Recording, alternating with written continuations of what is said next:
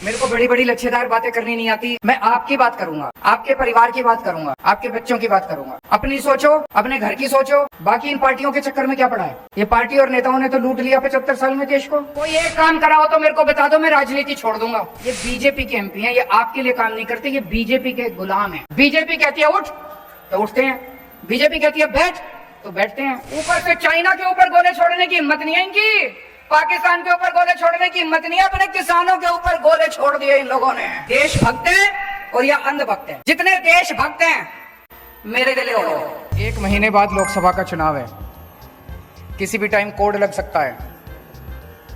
और इस बार लोकसभा के चुनाव में कुरुक्षेत्र लोकसभा कंस्टिट्यूएंसी से इंडिया गठबंधन की तरफ से आम आदमी पार्टी के लोकसभा प्रत्याशी सुशील गुप्ता जी खड़े हो रहे हैं। बहुत सारी पार्टियां आएंगी, बहुत बड़ी बड़ी बातें करेंगी। मेरे को बड़ी बड़ी लच्छेदार बातें करनी नहीं आती। मैं आपकी बात करूंगा, आपके परिवार की बात करूंगा, आपके बच्चों की बात करूंगा। अपनी सोचो, अपने घर की सोचो, देश की सोचो। बाकी इन पार्टियों के चक्कर में क्या पड़ा है? ये पार्टी और नेताओं ने तो लूट लिया 75 साल में देश को। तो 1 महीने बाद चुनाव है। इस चुनाव में आपको अपना सांसद चुनना है। किसे वोट दें? पिछले 10 सालों से हरियाणा में 10 लोकसभा कंस्टिट्यूएंसी हैं।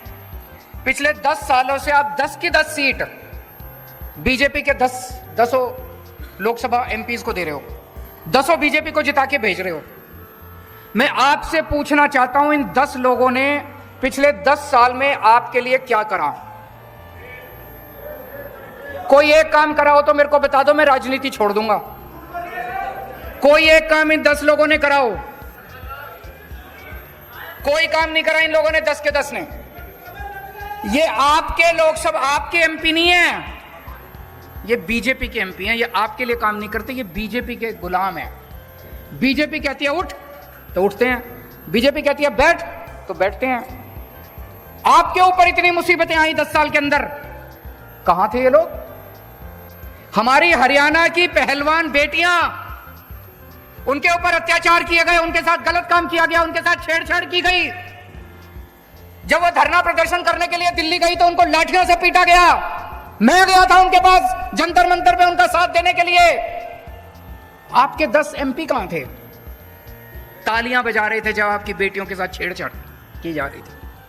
घर में बैठ के पार्टी कर रहे थे, तालियां बजा रहे थे जब आपकी बेटियों को छेड़ा जा रहा था। अभी जब आप किसान, हरियाणा के, पंजाब के किसान दिल्ली जाना चाहते थे, बॉर्डर के ऊपर उनको रोक लिया गया। क्या कसूर था जी किसानों का? यही तो कह रहे थे फसलों के पूरे दाम दे दो। मिलने चाहिए कि नहीं मिलने चाहिए पूरे दाम? फसल के पूरे दाम मिलने चाहिए नहीं मिलने चाहिए किसानों को? किसान कह रहे थे फसलों के पूरे दाम दे दो। क्या मिला बदले में? ऊपर से गोले छोड़ दिए। ऊपर से चाइना के ऊपर गोले छोड़ने की हिम्मत नहीं है इनकी, पाकिस्तान के ऊपर गोले छोड़ने की हिम्मत नहीं है, अपने किसानों के ऊपर गोले छोड़ दिए इन लोगों ने।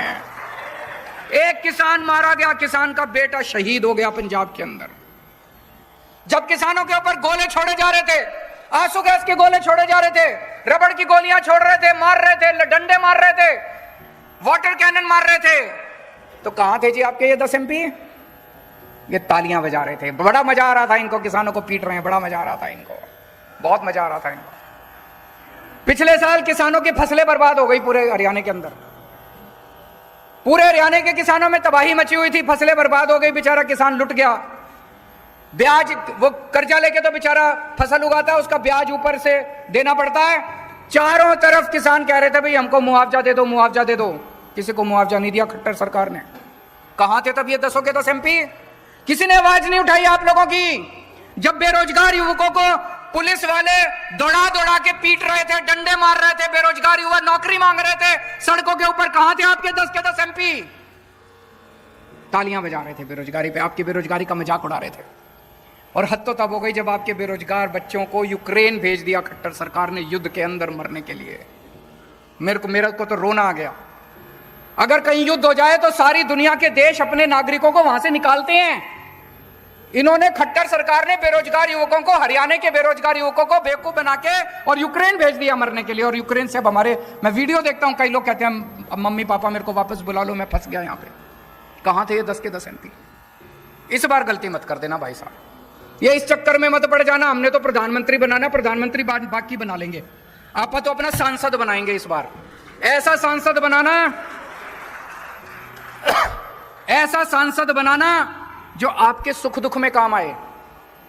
सुशील गुप्ता को सांसद बनाओगे, कम से कम कल को धरना प्रदर्शन करने जाना, इसका घर होगा वहां पे घर जाके अपना घर समझ के वहां पे बैठ तो सकते हो। संसद के अंदर व्यापारियों को इतनी तकलीफ होती है, हरियाणा के व्यापारियों को इतनी, मेरे से मिलने के लिए आते हैं व्यापारी, छोटे छोटे व्यापारी, व्यापारियों का दर्द समझता है सुशील गुप्ता। व्यापारियों का अगर कोई मसला होगा, कम से कम अपना आदमी तो बैठा है संसद के अंदर, अपनी आवाज तो उठाएगा कम से कम। उनका गुलाम तो नहीं है बीजेपी वालों का, उनकी तो रोटी तो नहीं खाता, आपकी आवाज उठाएगा। अपने आदमी को भेजो इस बार संसद के अंदर, ये प्रधानमंत्री बनाने के चक्कर में मत पड़ना। किसान है, किसानों की आवाज तो उठाएगा कम से कम खड़ा होके। उनकी हिम्मत नहीं है, बीजेपी के 10 की हिम्मत नहीं है किसानों की आवाज उठाने की, व्यापारियों की। व्यापारियों को अपना आदमी चुन के भेजना है, किसानों को अपना आदमी चुन के भेजना है जो आपकी आवाज उठाएगा। ये सारे के सारे बीजेपी के हैं, ये कभी आपकी आवाज नहीं बन सकते। और आजकल तो ये बीजेपी वाले पूरे देश में घूम घूम के कह रहे हैं हमारी तो 370 आ रही है, हमारी तो 370 आ रही है, हमें तो तुम्हारी वोट चाहिए ही नहीं। खुलेआम कह रहे हैं हमें तो तुम्हारी वोट चाहिए ही नहीं, घर बैठो, हमारी तो 370 आ रही है हमारी। तो फिर क्यों दे रहे हो वोट? मैं दिल्ली से आया हूं आपकी वोट मांगने, हाथ जोड़ के आपके पैर छू के आपकी वोट मांग रहा हूं। सुशील गुप्ता जी घर घर घूम रहे हैं, घर घर जाके आपके पैर छू के आपकी वोट मांग रहे हैं। हमें आपकी वोट चाहिए, हम आपकी वोट से जीतना चाहते हैं, उन्हें आपकी वोट चाहिए ही नहीं। वो तो कह रहे हैं 370 आ रही है, जब 370 आ रही है तो तुम हमको वोट दे दो यार, वो तो अपनी पता नहीं कहां से लाएंगे, जहां से भी लाएंगे। उनको 370 आ रही है, उनको जाने दो। और आज पूरे देश के अंदर 2 किस्म के लोग हैं, हर आदमी या तो ये है या ये है, या तो देशभक्त है और या अंधभक्त है। 2 ही किस्म के लोग हैं इस देश के अंदर, या तो देशभक्त है और या अंधभक्त है। जितने देशभक्त हैं मेरे गिल्ले हो लो, और जितने अंधभक्त हैं उनके गिल्ले हो लो। हमें अंधभक्त नहीं चाहिए, सारे अंधभक्त उनके गिल्ले हो लो और सारे देशभक्त हमारे गिल्ले हो लो। आज खट्टर साहब ने 10 साल के अंदर हरियाणा का बेड़ा गर्क कर दिया। हर बच्चा चाहता है कि अब खट्टर सरकार जल्दी से जल्दी जानी चाहिए। कुरुक्षेत्र की सीट जिता दो, आगे खट्टर जी के जाने का समाचार हो जाएगा धीरे धीरे। तो आज से कुरुक्षेत्र का आम आदमी पार्टी अपना कुरुक्षेत्र का कैंपेन लॉन्च कर रही है, और कैंपेन का हमारा स्लोगन है बदलांगे कुरुक्षेत्र, बदलांगे हरियाणा, इब के इंडिया ने जिताना। कुरुक्षेत्र बदलेगा तो हरियाणा भी बदलेगा, और हरियाणा बदलेगा तो इंडिया जीतेगा। तो मेरी आप सब लोगों से विनती है, आप लोगों को ये चुनाव लड़ना है। सुशील जी आपके यहाँ पे पड़ोस में ही रहते हैं, ये शामलो कला गांव है ना, एक पता है आपको, शामलो कला गांव है जींद में, आधे घंटे का रास्ता है यहाँ से। तो यहीं का रहने वाला है, आपके बीच का आदमी है। और कुरुक्षेत्र तो सबसे पवित्र धरती है जहाँ पे धर्म युद्ध लड़ा गया था, ऐतिहासिक युद्ध लड़ा गया था, धर्म और धर्म के बीच की लड़ाई है। पांडव जीते थे, कौरवों के पास क्या नहीं था, सब कुछ था उनके पास, सारी इतनी बड़ी फौज थी, सारा धन धान्य था, सब कुछ था। पांडवों के पास क्या था? भगवान श्री कृष्ण थे उनके साथ। आज हमारे साथ क्या है? हम भी बड़े छोटे हैं, 4 आदमी हैं हम भी, हमारे साथ क्या है? भगवान श्री कृष्ण हमारे साथ है। और उनके पास सब कुछ है, आज उनके पास सारी शक्तियां हैं, सारी IB CBI ED FID सब है उनके पास, हमारे पास नहीं। हमारे साथ हमारा धर्म है, और ये धर्म और अधर्म की लड़ाई है। आप लोगों को तय करना है कि आप धर्म के साथ हैं कि अधर्म के साथ हैं। भारत माता की